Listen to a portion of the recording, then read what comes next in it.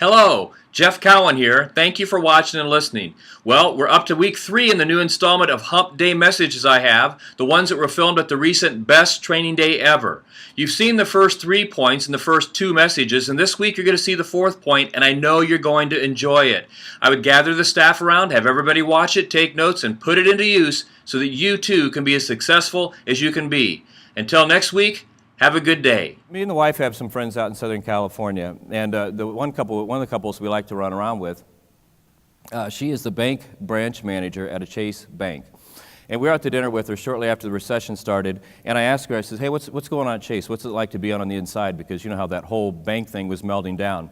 And she told me that there was more chaos behind the scenes than you'll ever know. She said they really thought a worldwide depression was going to start to the point, with everybody losing their houses and the foreclosures happening. They said that if the loans, they weren't so concerned about those loans, but what they thought was, is since everybody was losing their houses, that the next big loan, the biggest loan that people have is their car loan, they thought those were coming back next. And they said if the car loan started defaulting, that's what was going to trigger the depression. So Chase Bank, to stop that from happening, put together a program.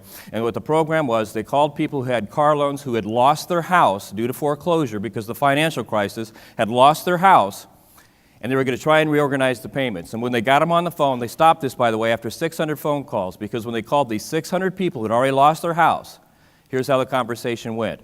We understand you lost your house. We feel bad about that, but we also understand that you got a new car, and we want to talk to you about that. And we think it's great that you have a new car, and we think it's great that you did the loan through us, but you do understand you don't have to have a new car to get back and forth to work. And by the way, we're curious. Why would you let your house go, yet continue to make your car payments? And here's what paraphrasing what the entire 600 people said, here's what they said. Because I can sleep in my car if I have to, but I can't drive my house. That's profound. That's your customer. Now, obviously, none of those people came from Indiana, where I come from, because in Indiana, we can drive our houses. You're ever in Indiana and you drive by a mobile home park? Stop. There's a Cowan in there. Find them. They'll drink a beer with you. If you call ahead of time, Mom will shave.